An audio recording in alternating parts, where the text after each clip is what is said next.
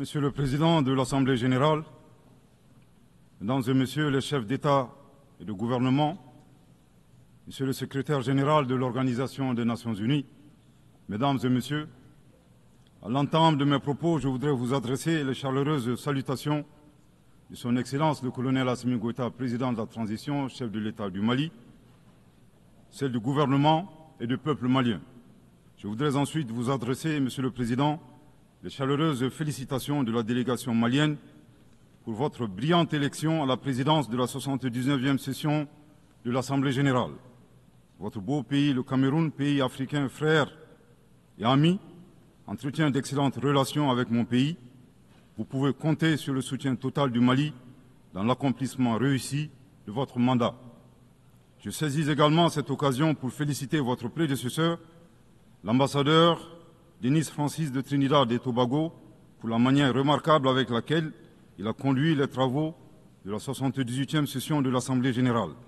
Enfin, permettez-moi de réitérer à Monsieur le secrétaire général de l'ONU, Monsieur Antonio Guterres, nos encouragements à poursuivre les efforts pour la réalisation des nobles objectifs de notre organisation commune.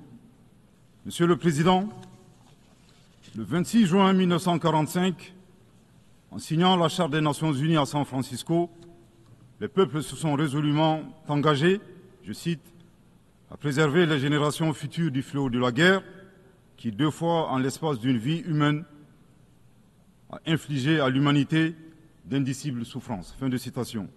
Aujourd'hui, l'occasion nous est offerte de nous prononcer sur le thème suivant, ne laisser personne de côté, agir ensemble pour la promotion de la paix, du développement durable et de la dignité humaine pour les générations présentes et futures. Le choix de ce thème qui intervient 79 ans après la signature de la Charte des Nations unies est-il un pur hasard ou le résultat d'une construction mentale? Nous l'ignorons. Cependant, force est de constater malheureusement que se pose encore avec forte acuité la problématique de la préservation des générations, non seulement celle du futur, mais également la nôtre.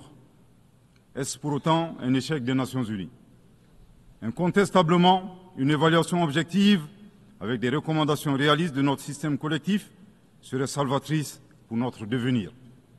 Monsieur le Président, le Mali salue la pertinence de ce thème qui est d'une actualité brûlante, tant il est vrai que les tensions et les guerres en cours continuent, hélas, de menacer la paix et la sécurité internationale, le développement et les droits fondamentaux des populations.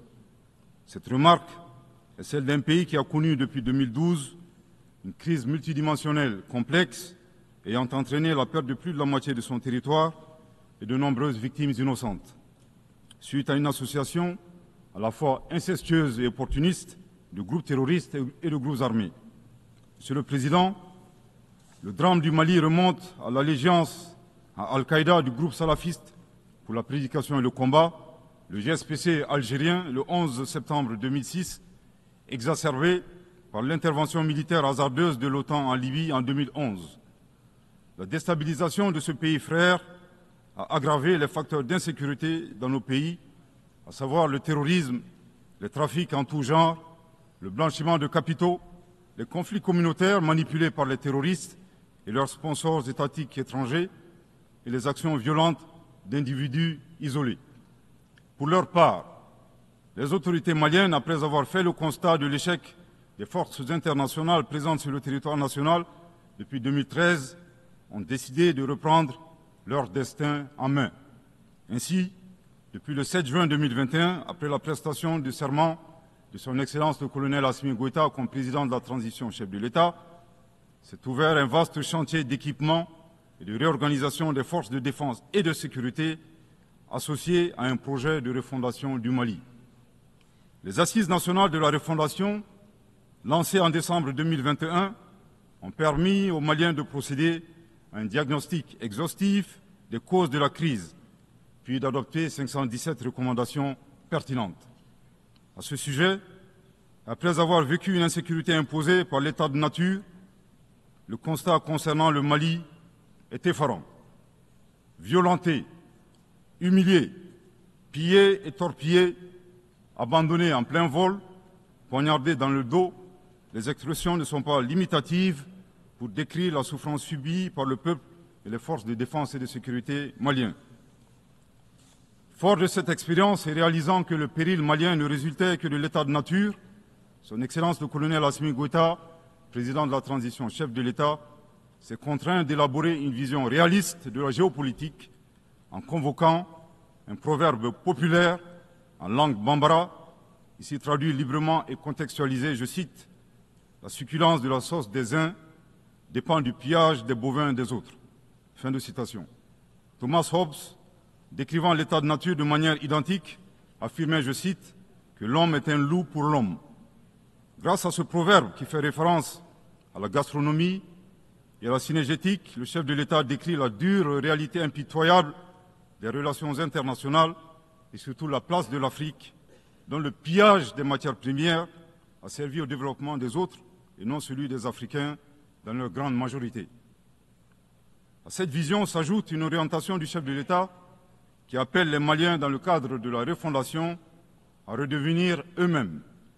En effet, le chef de l'État a procédé le 23 avril 2024 au lancement du programme national d'éducation aux valeurs, qui vise un retour aux sources sans lesquelles il serait difficile d'envisager un avenir radieux pour notre pays dans sa quête légitime de souveraineté.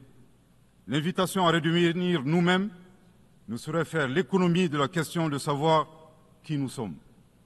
La réponse immédiate à cette interrogation est donnée par la devise du Mali, un peuple, une grande famille, nation cosmopolite, un but, magnifier la diversité dans l'unité, unis pour bâtir le bien commun, et enfin une foi, la foi à ce que Dieu a donné comme ressource pour la réalisation de la prospérité.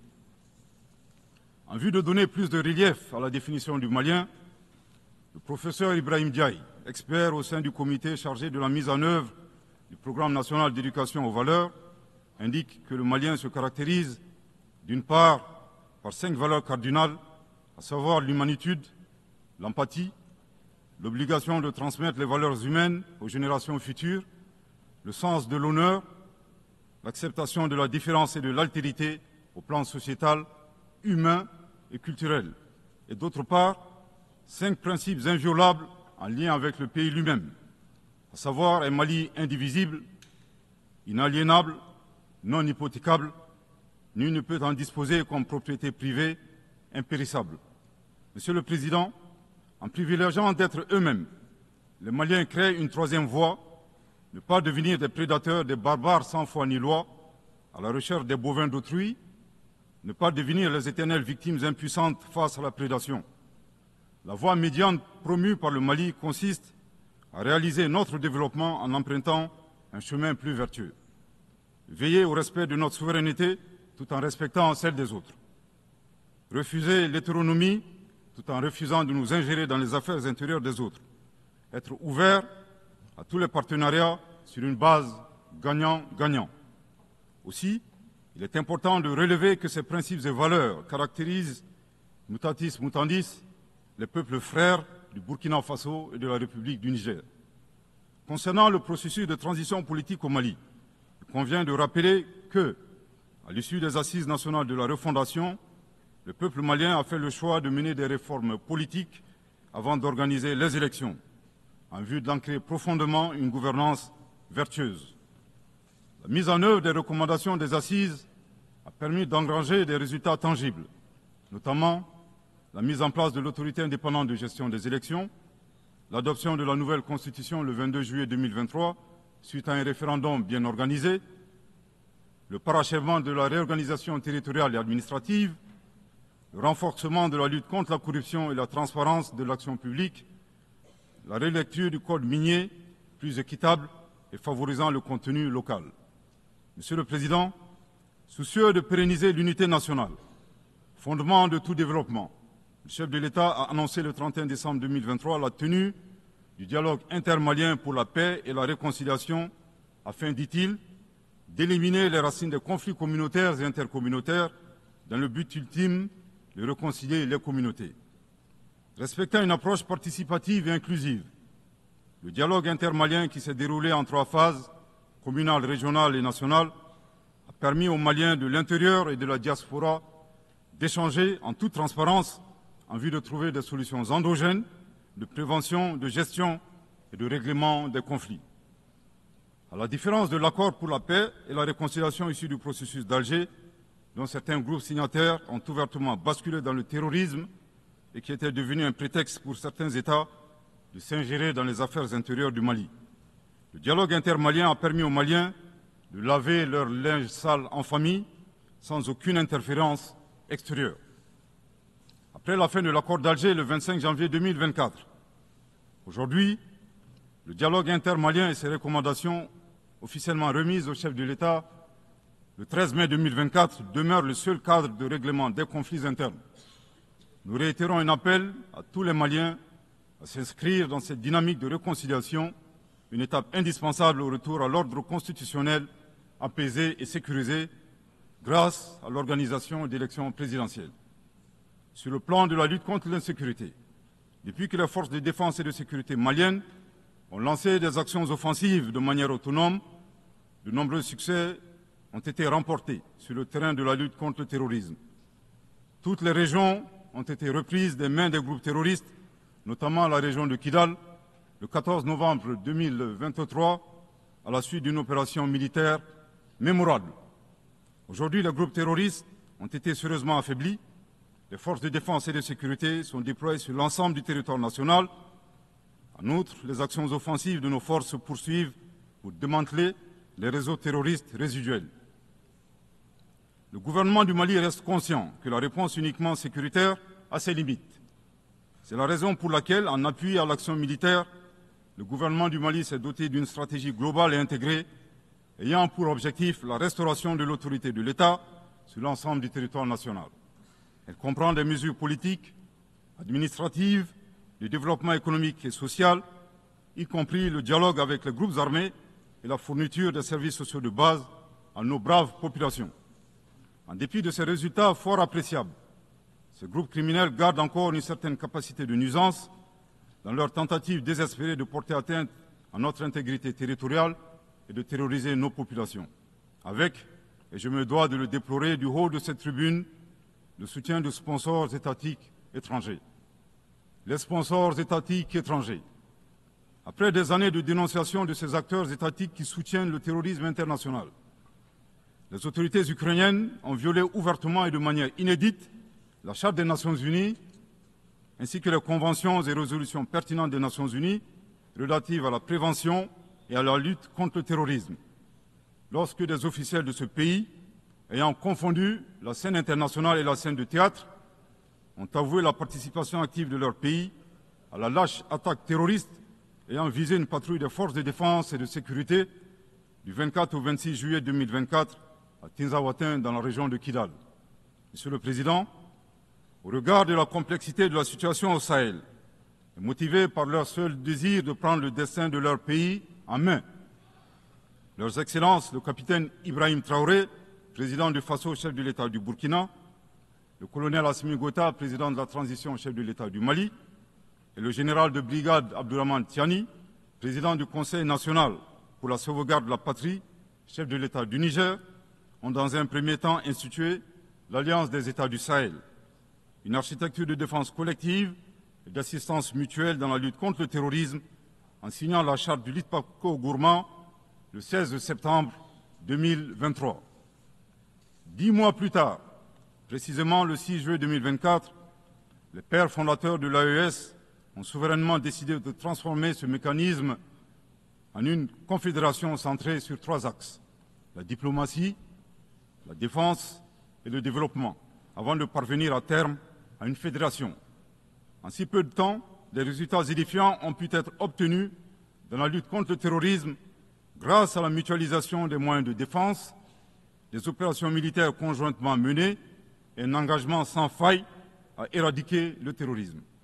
C'est la raison pour laquelle les États membres de la Confédération des États du Sahel ont adressé le 19 août 2024 une lettre conjointe au Conseil de sécurité des Nations Unies pour dénoncer le soutien des autorités ukrainiennes au terrorisme international, condamner l'agression contre le Mali, demander au Conseil de sécurité de prendre des mesures appropriées contre les autorités ukrainiennes. Soit dit en passant, qu'il me soit permis de rappeler que ce nouvel envoi de lettres intervient pendant que le Mali attend encore la suite réservée à une précédente lettre de saisine du Conseil de sécurité des Nations Unies en date du 15 août 2022 afin d'exposer les actes d'agression français à son encontre ainsi que leur implication dans la promotion des 3 formes de terrorisme au Sahel, à savoir le terrorisme armé, le terrorisme économique et le terrorisme médiatique. Couvrant une superficie de 2 758 000 km², avec 71 millions d'habitants, majoritairement jeunes, un potentiel économique exceptionnel, un sous-sol riche de la quasi-totalité des éléments du tableau de Mendeleïev, la particularité de la Confédération des États du Sahel réside dans l'état d'esprit des chefs d'État, des peuples et des forces de défense et de sécurité de la Confédération, forts de leur dignité et de leur honneur. Motivés plus que jamais par le sang versé des leurs, décidés à combattre le terrorisme sous toutes ses formes et honorer la mémoire des victimes, civiles comme militaires, sahéliennes comme étrangères, de la barbarie, déterminés à défendre l'intégrité de leurs terres et assurer leur prospérité de manière pacifique, comme le stipule le préambule de la charte du Liptako-Gourmand, qui fait référence à plusieurs organisations internationales, notamment la CEDEAO et les valeurs universelles. Au Seigneur de la guerre et du chaos, avec l'aide de Dieu, nous triompherons encore et toujours de vos œuvres funestes et diaboliques. Curieusement, depuis la création de l'AES, nous avons été surpris par l'hostilité farouche avec laquelle elle a été accueillie, en particulier par certains responsables de la CEDEAO, aux ordres d'entités impérialistes et néocoloniales. Le reste de l'histoire est connu. Amadou Hampâté-Bâ disait, je cite, « À trop vouloir jeter une grenouille qui vous dégoûte, elle finit par tomber dans une bonne mare. » Fin de citation. La Confédération des États du Sahel est ouverte à tous les investisseurs, à condition que le partenariat profite aux populations sahéliennes et à la condition de respecter la souveraineté des États.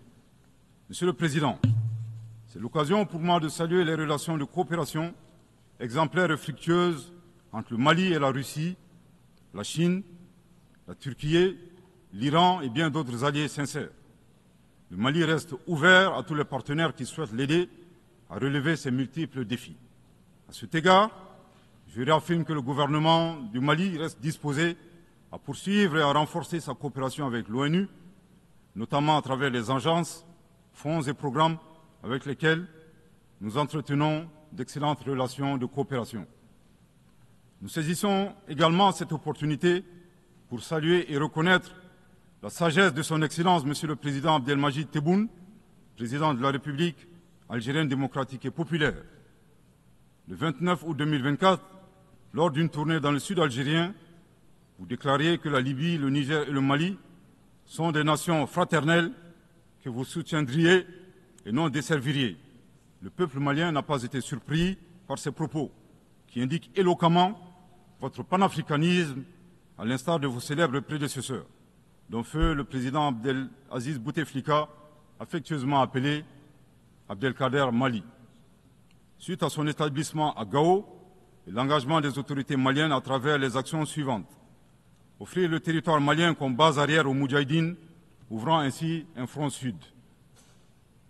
Participer aux affrontements armés contre le colonisateur français en déployant des combattants maliens aux côtés des Moudjahidines sur le territoire algérien pour défendre la liberté et la dignité des Algériens.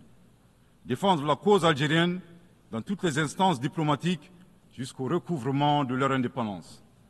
Cependant, il est de notre devoir d'appeler votre haute attention sur les propos incongrus de vos collaborateurs, allant à contresens de votre souhait de promouvoir des relations harmonieuses avec vos voisins dans le Mali. Le 31 juillet 2024, le ministre algérien des Affaires étrangères déclarait que la crise malienne n'avait pas besoin de solution militaire. C'était un conflit entre frères. La solution ne peut être que politique. Au sujet de l'accord d'Alger, il a affirmé qu'il avait été bénéfique pour le Mali et avait préservé la souveraineté et l'intégrité territoriale du Mali. S'en départir par conséquent aura un impact négatif sur tous les acquis. En outre, le 26 août 2024, votre représentant permanent auprès des Nations Unies a déclaré, je cite, « Ce matin, j'ai appris par les médias qu'un drone a effectué une frappe dans le nord du Mali, tuant une vingtaine de civils. Ceux qui appuient sur la manette de ce drone n'ont de compte à rendre à personne sur ces frappes. » Fin de citation. De l'analyse des propos du premier, nous constatons une grave ingérence dans les affaires intérieures du Mali. En effet, la nature de la solution déployée par les autorités maliennes ne concerne que les Maliens. Depuis la fin de l'accord d'Alger, le 25 janvier 2024, les Maliens n'expriment qu'un seul vœu le concernant, que son âme repose en paix. Monsieur le ministre des Affaires étrangères, l'accord est bien et belle mort, vos incantations ne serviront pas à le ressusciter. Vous me donnez l'occasion d'une part de vous réitérer que nul ne peut aimer le Mali plus que les Maliens, et d'autre part de vous rappeler que le Mali et son peuple ne seront pas des spectateurs face aux assauts et l'adversité. Pour chaque balle tirée contre nous, nous réagirons par réciprocité. Pour chaque mot employé de travers, nous réagirons par réciprocité. À bon entendeur, tant pis. Quant aux représentants permanents algériens, en plus d'offrir le gîte et le couvert, certainement avec de succulents plats de tchèque-tchouka et de chorba, à des terroristes et des renégats en débandade, son rôle d'estafette désorienté ne contribue guère à la promotion des relations de bon voisinage. De ces propos, il ressort des accusations graves et infondées. D'une part, la qualification de la nature civile des victimes à partir des médias est aventureuse et diffamatoire. Et d'autre part, en affirmant que les opérateurs de drones n'ont de compte à rendre à personne, il alimente une campagne de désinformation contre le Mali, tout en soutenant l'idée que les voyantes forces de défense et de sécurité maliennes seraient incapables de piloter des drones. Il me plaît ici de rappeler que la montée en puissance des FAMA n'est pas une vue de l'esprit, mais une réalité tangible qui a permis de reprendre le contrôle de l'ensemble du territoire national. Concernant l'usage des drones, les opérateurs sont bien des Maliens qui agissent avec professionnalisme, à l'instar du reste des forces de défense et de sécurité maliennes, et traitent les cibles terroristes suivant des procédures conformes aux normes internationales. À titre de rappel, il y a quelques années, les acteurs de l'instrumentalisation des droits de l'homme, déterminés à ternir la performance antiterroriste de l'armée nationale algérienne, ont mis en exergue la question subversive du qui tue qui. Aujourd'hui, nous sommes troublés que le représentant permanent algérien ait rejoint la tendance manipulatrice des droits de l'homme pour s'attaquer à l'armée malienne. Le Mali exige de ces deux énergumènes diplomatiques qui cessent d'entrer dans l'histoire à reculons. Manifestement, ils ignorent tout à la fois de l'histoire entre les peuples frères du Mali et de l'Algérie et la contribution exceptionnelle du Mali à la guerre de libération algérienne, et certainement de la géographie, car ils considèrent à tort le Mali comme une wilaya, c'est-à-dire une province algérienne. Je répète, le Mali exige de ces deux énergumènes diplomatiques qui cessent d'entrer dans l'histoire à reculons. Manifestement, ils ignorent tout à la fois de l'histoire entre les peuples frères du Mali et de l'Algérie et la contribution exceptionnelle du Mali à la guerre de libération algérienne et certainement de la géographie, car ils considèrent à tort le Mali comme une wilaya, c'est-à-dire une province algérienne. Je répète pour une dernière fois, le Mali exige de ces deux énergumènes diplomatiques qui cessent d'entrer dans l'histoire à reculons. Manifestement, ils ignorent tout à la fois de l'histoire entre les peuples frères du Mali et de l'Algérie et la contribution exceptionnelle du Mali à la guerre de libération algérienne et certainement de la géographie, car ils considèrent à tort le Mali comme une wilaya, c'est-à-dire une province algérienne. Monsieur le Président, sur la situation régionale et internationale, le Mali reste très attentif au développement en cours en Afrique et dans le reste du monde. Ainsi sommes-nous préoccupés par le niveau de violence au Moyen-Orient, notamment dans les territoires palestiniens occupés. Le peuple malien réaffirme son soutien au peuple palestinien frère dans sa lutte légitime pour l'autodétermination. Le gouvernement du Mali réitère son appui à la solution à deux États, Israël et la Palestine, vivant côte à côte, en paix et en sécurité, à l'intérieur de frontières sûres et internationalement reconnues. Nous condamnons sans réserve l'usage indiscriminé de la force par l'armée israélienne contre les Palestiniens. Au plan humanitaire, le Mali est préoccupé par la situation précaire des millions de réfugiés et les déplacés internes dans le monde, du fait des conflits armés, des catastrophes naturelles et des changements climatiques. J'ai en ce moment une pensée toute particulière pour mes compatriotes réfugiés dans les pays voisins, pays que je remercie pour leur hospitalité et leur générosité. Je voudrais les assurer que le gouvernement malien ne ménagera aucun effort pour continuer à les assister et pour créer les conditions leur permettant de rentrer dignement et en toute sécurité dans leur localité d'origine. Les multiples défis à la paix et à la sécurité internationale appellent à la réforme de l'architecture dédiée des Nations Unies. Dans la même veine, le Mali continue de plaider pour la réforme de la gouvernance mondiale politique, économique et financière afin de créer les conditions optimales et justes du développement de nos pays. Dans cette dynamique, le Mali continue de plaider pour la réforme des institutions financières internationales comme la Banque mondiale et le Fonds monétaire international. De même, nous saluons les modèles alternatifs et crédibles tels que les BRICS. Les changements climatiques constituent également une menace réelle pour les générations présentes et futures. Nous devons avoir le courage de sortir du dogmatisme ambiant et des jeux d'intérêts étroits concernant cette problématique. À cet égard, le temps est venu de mettre effectivement en œuvre les décisions de nos sommets et de nos COP. Il est nécessaire que les pays à l'origine du réchauffement climatique assument leurs responsabilités pleines et entières, y compris celle de soutenir les efforts des pays du Sud pour un développement respectueux de l'environnement. Monsieur le Président, pour terminer, je voudrais faire observer que cette 79e session de l'Assemblée générale se tient dans un contexte de défis immenses pour nos États et pour nos institutions multilatérales. La paix et la sécurité internationale n'ont jamais été autant menacées depuis les deux grandes guerres, y compris par le terrorisme international et l'extrémisme violent. Dans un tel contexte, il sera difficile d'atteindre les objectifs de développement durable à l'horizon 2030 en termes d'éducation, de santé, d'accès à l'eau potable, d'énergie et de justice.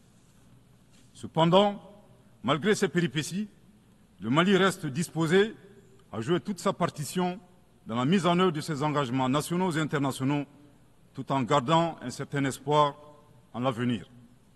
Que Dieu bénisse le Mali et préserve les Maliens des forces obscurantistes et destructrices du monde. Que Dieu bénisse la Confédération des États du Sahel et préserve les populations sahéliennes des forces obscurantistes et destructrices du monde.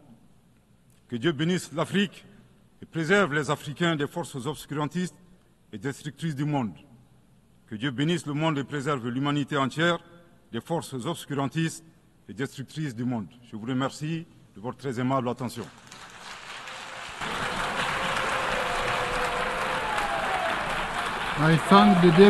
Je remercie Monsieur le Vice-Premier ministre, ministre d'État, ministre de l'Administration territoriale et de la décentralisation du Mali.